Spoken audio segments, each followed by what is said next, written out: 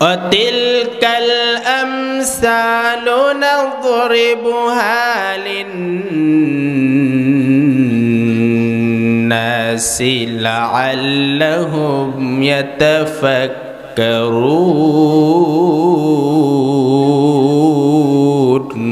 জন্য এই দুনিয়ার মধ্যে আগমন করেছেন আল্লাহ রাব্বুল আলামিন কোরআনে হাকিমের মধ্যে দুনিয়ার মানুষকে জানিয়ে দিয়েছেন সব কিছু।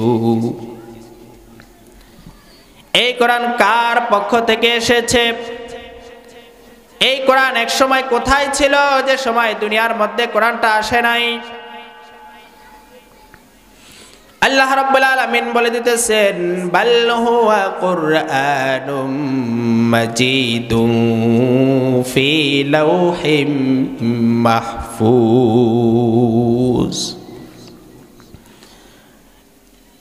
এই কোরআন সেই কোরআন যেটা লৌহে মাহফুজের মধ্যে সংরক্ষিত ছিল। সেই লৌহে মাহফুজ থেকে আল্লাহ রাব্বুল আলামিন দুনিয়ার বুকে অবতীর্ণ করেছেন।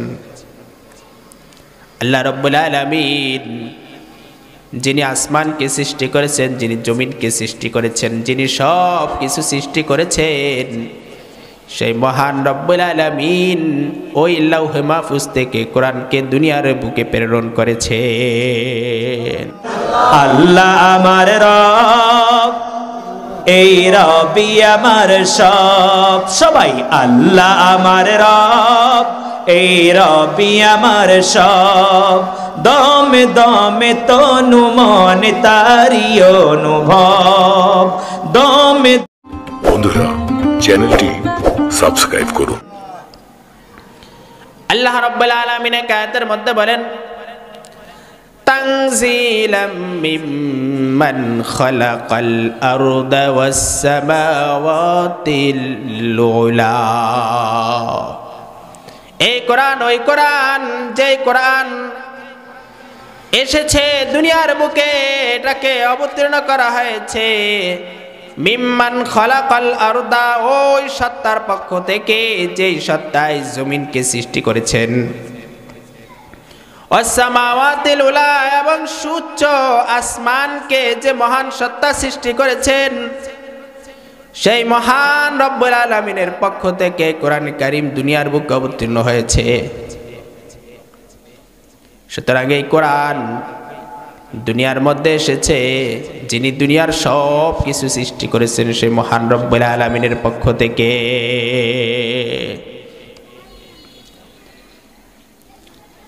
এই কোরআন দুনিয়ার মধ্যে আল্লাহ রাব্বুল আলামিন পাঠিয়েছেন।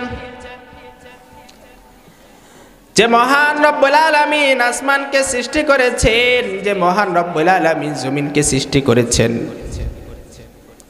সে মহান রব্বুল আলামিনের পক্ষ থেকে কোরআন এসেছে। কি মিশন নিয়ে এসেছে, কি জন্য এসেছে, রব্বুল আলামিন কি জন্য পাঠিয়েছেন, আল্লাহ রাব্বুল আলামিন নিজেই বলে দিতেছেন কি জন্য এটাকে প্রেরণ করা হয়েছে, পাঠানো হয়েছে। হাদা কিতাবুন আনজালনাহু লিতুখরিজান নাসা মিনাজ যুলুমাতি ইলান নূর বিইজনি রাব্বিহিম ইলা সিরাতিল আজিজিল হামিদ।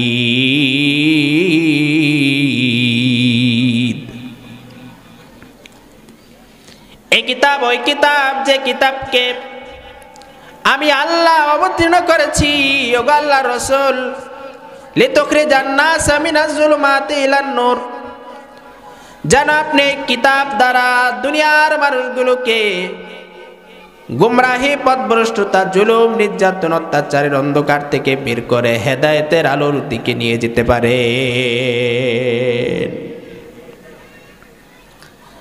এই কোরআন কি জন্য আল্লাহ রাব্বুল আলামিন দুনিয়ার মধ্যে প্রেরণ করেছেন, কোন উদ্দেশ্যে পাঠিয়েছেন, আল্লাহ রাব্বুল আলামিন ভিন্ন আরেক আয়াতের মধ্যে বলে দিতেছেন হুদাল্লিল মুত্তাকিন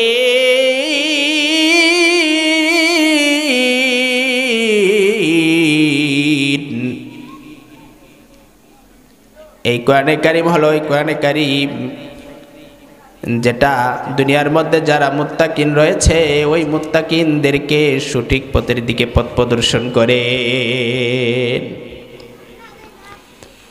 ভিন্ন আরেক আয়াতের মধ্যে রব্বুল আলামিন বলেন হুদাল লিন্নাস, এই কোরআন মানুষের জন্য হেদায়েত।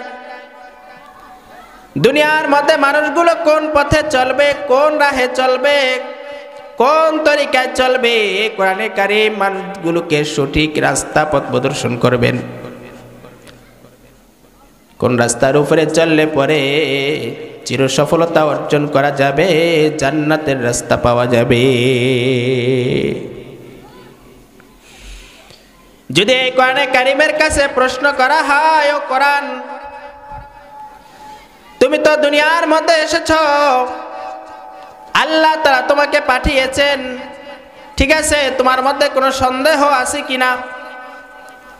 আল্লাহর পক্ষ থেকে তুমি এসেছো, কিন্তু তোমার মধ্যে কোনো সন্দেহ, কোনো সংশয় তোমার মধ্যে বিদ্যমান আছে কিনা? কোরআনে কারীম সুস্পষ্টভাবে বলে দেয় যালিকাল কিতাবু লা রাইবা ফীহি হুদাল লিল মুত্তাকিন। এই কিতাব ওই কিতাব যে কিতাবের মধ্যে কোনো রাইব নাই, কোনো সন্দেহ নাই, কোনো সংশয় নাই। এটা যে রব্বুল আলামিনের পক্ষ থেকে হেদায়েত গ্রন্থ হিসেবে দুনিয়ার মধ্যে প্রেরিত হয়েছে, এর মধ্যে কোনো সন্দেহ নাই। যদি এই কোরআনকে প্রশ্ন করা হয়, ঠিক আছে বুঝলাম আল্লাহ তাআলা তোমাকে পাঠিয়েছেন, কিন্তু কে নিয়ে এসেছে? তুমি তেমনে লাভ দিয়ে পড়ে যাও নাই, তোমাকে নিয়ে এসেছে কে? আল্লাহ রাব্বুল আলামিন কোরআন হাকিমের মধ্যেই নোট করে দিতেছেন নাযালা বিহির রূহুল আমিন। বিশ্বস্ত ফেরেশতা হযরতে জিবরাইল আলাইহিস সালাম আল্লাহ রাব্বুল আলামিনের পক্ষ থেকে নিয়ে এসেছেন।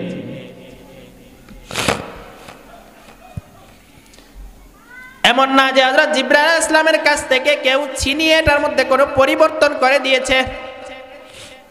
না না না না, তিনি অত্যন্ত কবিউল মাতিন, অত্যন্ত শক্তিশালী হযরত জিবরাইল আলাইহিস সালাম। এমন কোনো শক্তি নাই যে ওনার কাছ থেকে ছিনিয়ে নিয়ে এটার মধ্যে কোনো পরিবর্তন করে দিবেন। উনি অত্যন্ত বিশ্বস্ত। এটাকে রব্বুল আলামিনের পক্ষ থেকে তার রাসূল মুহাম্মদুর রাসূলুল্লাহ সাল্লাল্লাহু আলাইহি ওয়াসাল্লামের কাছে আনার ক্ষেত্রে কোনো বিশ্বাসঘাতকতা করেন নাই। এমন না যে নিজের পক্ষ থেকে কোনো কিছু সেটার মধ্যে ঢুকিয়ে দিয়েছে। এই হলো কোরআন, এই হলো কিতাব যেটার আলোচনা হচ্ছে এই মাহফিলের মধ্যে। এই হলো কোরআন যেটা মুমিনরা যেটা নিয়ে গবেষণা করেন, আলোচনা করেন, যেটার তেলাওয়াত শুনে মুমিনদের অন্তরগুলো একদম আলোকিত হয়ে যায় হেদায়েতের আলোতে। এটা হলো এই কিতাব। সুতরাং এই কিতাব যে মজলিসের মধ্যে আলোচনা করা হবে কিতাবকে, সেই মজলিসটা সারা পৃথিবীর মধ্যে কত বড় দামি মজলিস, কত বড় দামি মজলিস। এই কোরআনে কারীম, এই কিতাব আল্লাহ রাব্বুল আলামিনের পক্ষ থেকে জ্যোতি, আলো। আল্লাহ রাব্বুল আলামিনের নূরের তাজাল্লি হলো এই কিতাব, এই কোরআন। হযরতে মূসা আলাইহিস সালামকে আল্লাহ রাব্বুল আলামিন তুর পাহাড়ে ডেকে নিয়েছিলেন। হযরতে মূসা আলাইহিস সালাম তুর পাহাড়ে গিয়েছিলেন। আল্লাহ রাব্বুল আলামিন কোরআন হাকিমের মধ্যে নোট করে দিয়েছেন ওয়ালাম্মা জাআ মূসা লিমিকাতিনা ওয়া কাল্লামাহু রাব্বুহু ক্বালা রাব্বি আরনি আনজুর ইলাইক ক্বালা লান তারা تراني ولكن انظر إلى الجبل فإن استقر مكانه فسوف تراني فلما تجلى ربه جعله دكا وخر موسى صعقا قال سبحانك تبت إليك وأنا أول المؤمنين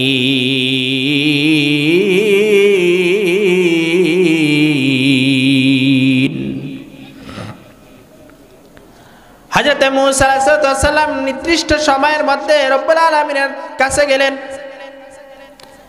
ওহী আনার জন্য তুর পাহাড়ে গেলেন। যাওয়ার পর রব্বুল আলামিনের সাথে কথোপকথন করলেন, অনেকক্ষণ পর্যন্ত আলাপ আলোচনা করলেন, কথা বললেন। হযরত মূসা আলাইহিস সালাম রব্বুল আলামিনের সাথে কথা বলতেছেন। রব্বুল আলামিন হলেন মাশুক, হযরত মূসা আলাইহিস সালাম হলেন আশিক। কথাবার্তা বলতেছেন, আলাপ আলোচনা করতেছেন। হযরতে মূসা আলাইহিস সালাম কিন্তু আল্লাহ রব্বুল আলামিনকে দেখতেছেন না, ওনার মনের মধ্যে একটা আকাঙ্ক্ষা রব্বুল আলামিনকে দেখবেন। কথা বলতেছেন কিন্তু দেখতেছেন না, মনের মধ্যে দাউ দাউ করে আগুন জ্বলতেছে, রব্বুল আলামিনকে আমি একটু দেখব।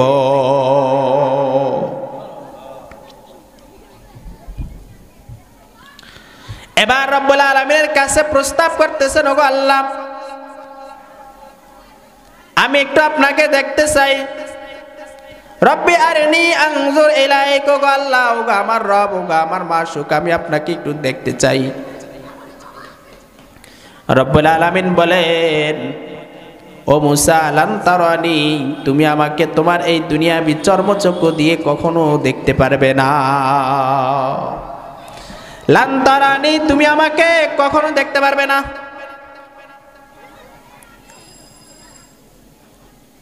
কিন্তু রব্বুল আলামিন বলেন, ঠিক আছে, তুমি তো আমাকে দেখতে পারবে না, তোমার মনের মধ্যে তো ইশকের আগুন ধাউ ধাউ করে জ্বলতেছে, তবে তুমি একটু পাহাড়ের দিকে তাকাও। ওয়ালাকিন ইনজুর ইলাল জাবালি, তুমি একটু পাহাড়ের দিকে তাকাও। ফাইন ইস্তাকাররা মাকানাহু ফাসাওফা তারানি, ও মূসা, যদি ওই পাহাড়ের উপরে আমি একটু আমার নূরের তাজাল্লি ফেলবো, তুমি যদি ওই পাহাড়ের দিকে তাকাও, যদি ওই পাহাড়টা স্থির থাকে আমার নূরের তাজাল্লি পড়ার পর,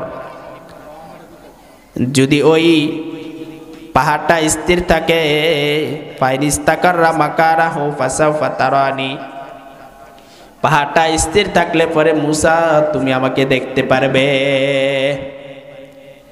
ফালাম্মা তাজাল্লা রাব্বুহু জাআলাহু দাক্কা ওয়া খাররা মূসা সাইকা, আল্লাহ রাব্বুল আলামিন যখন পাহাড়ের উপরে তার নূরের তাজাল্লি ফেললেন, মুহূর্তের মধ্যে পাহাড়টা জলে ভস্ম হয়ে গেল। জাআলাহু দাক্কা ওয়া খাররা মূসা সাইকা, পাহাড়টা ধ্বংস হয়ে গেল। মূসা আলাইহিস সালাম বেহুশ হয়ে পড়ে গেলেন, হার্ট ফেল হয়ে পড়ে গেলেন। অখররা মূসা সাইকা, ফালাম্মা আফাকা ক্বালা সুবহানাকা তুবতু ইলাইকা ওয়া আনা আউয়ালুল মুমিনিন। মূসা আলাইহিস সালাম একটু পর যখন হুশে আসলেন, হুশ আসার পর তিনি সুস্পষ্টভাবে বলে দিতেছেন, ও আল্লাহ, আমি আপনাকে দেখতে পারবো না। সুবহানাকা তুবতু ইলাইকা ওয়া আনা আউয়ালুল মুমিনিন, ও আল্লাহ, আমি তো আপনাকে আমার এই দুনিয়াবি চর্মচক্ষু দিয়ে দেখতে পারবো না। আমি যে আপনাকে দেখব, এর থেকে আপনি অনেক ঊর্ধ্বে, আপনি অনেক পবিত্র। অতএব কারণে আমি যে প্রস্তাব করেছি, এই প্রস্তাব করার কারণে আমার যে অপরাধ হয়ে গেছে, আমি এই অপরাধ থেকে আমি তওবা করতেছি, তুবতু ইলাইকা, আমি আপনার দিকে রুজু করতেছি। ওয়া আনা আউয়ালুল মুমিনিন, আর আমি হলাম সর্বপ্রথম ইমানদার, ইমান গ্রহণকারী। আমি আপনি যেটা বলবেন বাস সেটার সামনে আমি নত। আল্লাহ রাব্বুল আলামিন তার নূরের তাজাল্লি জমিনের মধ্যে পাহাড়ের উপরে ফেললেন। পাহাড়ের উপরে রব্বুল আলামিন তার নূরের তাজাল্লি নিক্ষেপ করার পর পাহাড়টা জলে ভস্ম হয়ে গেল, ধ্বংস হয়ে গেল। মুসা আসলাম বেহুশ হয়ে পড়ে গেলেন। কোরআনে কারিমটাও ঠিক রব্বুল আলামিনের পক্ষ থেকে নূরের তাজাল্লি। কোরআনে হাকিম হলো রব্বুল আলামিনের নূরের তাজাল্লি। কোরআনে হাকিম আল্লাহ তাআলার একটা সিফাত, রব্বুল আলামিনের একটা গুণ। যেমনি ভাবে রব্বুল আলামিনের নূরের তাজাল্লি গুণকে পাহাড়ের উপরে রাখার কারণে পাহাড়টা জলে ভস্ম হয়ে গেল, কোরআনে হাকিমটাও রব্বুল আলামিনের পক্ষ থেকে প্রেরিত নূরের তাজাল্লি। এটাকে রব্বুল আলামিন আয়াতের মধ্যে বলেন, লাউ আনজালনা হাযাল কুরআন আলা জাবালিন লারাআইতাহু খাশিআম মুতাসাদ্দিআম মিন খাশিয়াতিল্লাহ ওয়া তিলকাল আমসালু নাদরিবুহা লিন-নাসি লাআল্লাহুম ইয়াতাফাক্কারুন।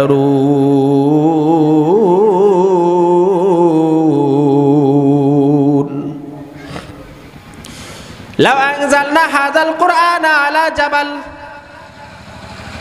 যদি আমি এই কোরআনকে পাহাড়ের উপর অবতীর্ণ করতাম, লাউ আনজালনা হাযাল কুরআনা আলা জাবাল, পাহাড়ের উপর যদি অবতীর্ণ করতাম, লারাআইতাহু খাশিয়াম মুতাসাদ্দিয়াম মিন খাশিয়াতিল্লাহ, ওগো আল্লাহর রাসূল আপনি দেখতেন পাহাড়টা নরম হয়ে একেবারে ধ্বংস হয়ে গেছে।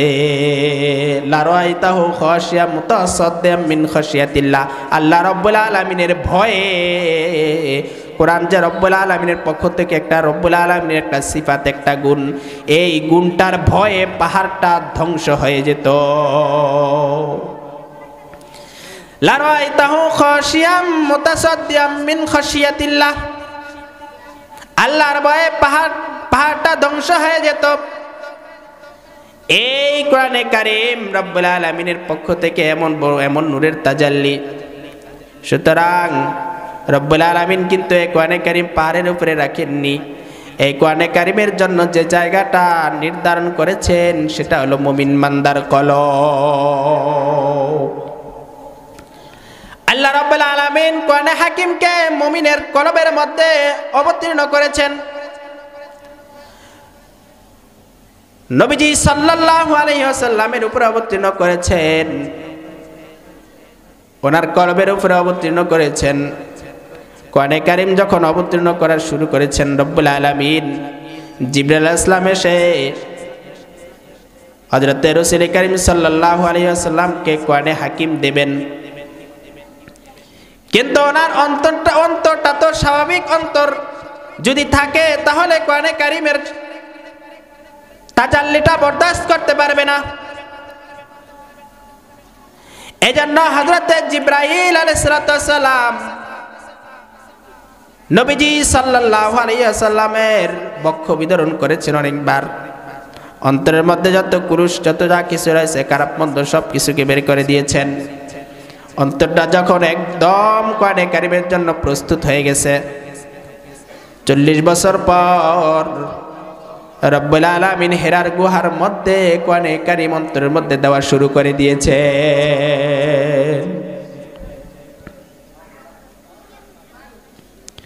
হযরত জিবরাইল আলাইহিস সালাম হেরার গুহাতে আসলেন।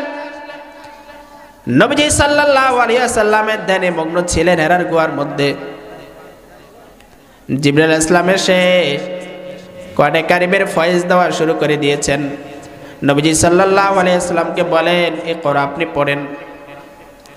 নবীজি সাল্লাল্লাহু আলাইহি ওয়াসাল্লাম বলেন, আমি তো পড়তে জানি না। হযরত জিবরাইল আলাইহিস সালাম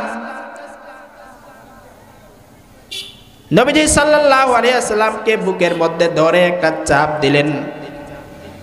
কোরআনে কারীম বরদাস্ত করার জন্য ফয়েজ ঢুকাচ্ছেন, ফয়েজ। এবার দ্বিতীয়বার জিজ্ঞেস বললেন, ইকরা, আপনি পড়েন। নবীজি সাল্লাল্লাহু আলাইহি ওয়াসাল্লাম বলেন, আমি তো পড়তে জানি না। এরপরে আবার বুকের সাথে ধরে জড়িয়ে ধরে সজোরে চাপ দিলেন। তৃতীয়বার বললেন আপনি পড়েন। নবীজি সাল্লাল্লাহু আলাইহি ওয়াসাল্লাম বলেন আমি তো পড়তে জানি না। তৃতীয়বার চাপ দেওয়ার পর নবী বলেন আমি কি পড়ব। যখন অন্তরটা প্রস্তুত হয়ে গেছে কোরআনে কারীমের এই তাজাল্লিটা বরদাস্ত করার জন্য, এবার নবীজি সাল্লাল্লাহু আলাইহি ওয়াসাল্লাম বলেন ওগো জিবরাইল আমি কি পড়ব। তখন জিবরাইল আলাইহিস সালাম বলেন আপনি বলেন ইকরা বিসমি রাব্বিকাল্লাযী খালাক খালাকাল ইনসানা মিন আলাক ইকরা ওয়া রাব্বুকাল আকরাম। নবীজি সাল্লাল্লাহু আলাইহি ওয়াসাল্লাম পড়ে নিলেন। অন্তরের মধ্যে গেঁথে যাওয়ার সাথে সাথে নবীজি সাল্লাল্লাহু আলাইহি ওয়াসাল্লামের শরীরের মধ্যে জ্বর এসে গেল। নবীজি সাল্লাল্লাহু আলাইহি ওয়াসাল্লাম কাঁপতে শুরু করলেন। কোরআনে কারীমের তাজাল্লিকে নিয়ে বাড়িতে ফিরে হযরতে খাদিজাতুল কুবরা রাদিয়াল্লাহু তাআলা আনহাকে বলেন আমাকে চাদর দিয়ে আবৃত করো। জাম্মিলুনি জাম্মিলুনি, আমাকে চাদর দিয়ে আবৃত করো, আমাকে চাদর দিয়ে আবৃত করো। জ্বর উঠে গেছে। কোরআনে কারীমের তাজাল্লিতে নবীজি সাল্লাল্লাহু আলাইহি ওয়াসাল্লামের শরীরের মধ্যে অসারতা এসে গেছে। নবী সাল্লাল্লাহু আলাইহি ওয়াসাল্লাম আয়েশা সিদ্দিকা রাদিয়াল্লাহু তাআলা হযরতে খাদিজাতুল কুবরা রাদিয়াল্লাহু তাআলা আনহাকে বলেন আমি মনে হয় ধ্বংস হয়ে যাব। ওগো খাদিজা আমি মনে হয় ধ্বংস হয়ে যাব। হযরত খাদিজা রাদিয়াল্লাহু তাআলা আনহা বলেন আপনি কখনো ধ্বংস হবেন না, কারণ আপনার মধ্যে বিশেষ কিছু গুণ রয়েছে, এই গুণের অধিকারীরা কখনো ধ্বংস হয় না। তো কোরআনে কারীম আল্লাহ রাব্বুল আলামিনের পক্ষ থেকে নূরের তাজাল্লি।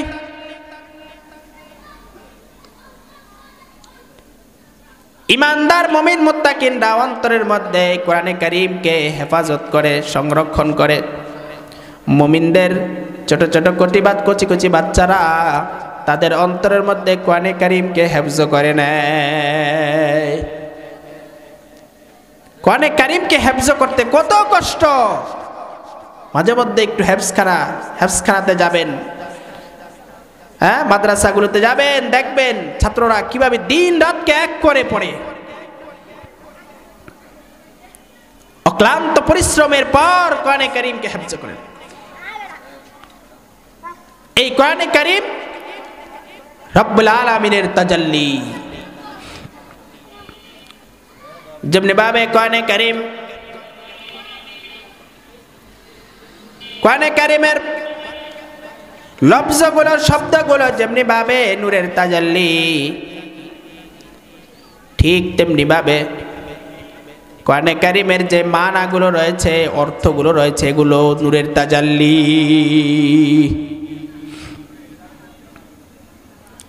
এই অর্থ অনুযায়ী কোরআনে কারীমের মর্ম অনুযায়ী কোরআনে কারীমের যেই ব্যাখ্যা রয়েছে এই ব্যাখ্যাটাই রব্বুল আলামিনের কথা।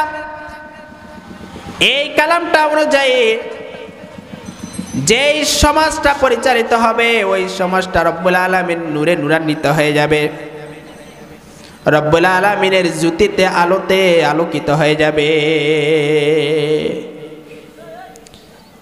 এই অর্থ মানা মর্ম অনুযায়ী যে রাষ্ট্রটা পরিচালিত হবে ওই রাষ্ট্রটা রব্বুল আলামিনের নূরে আলোকিত হয়ে যাবে।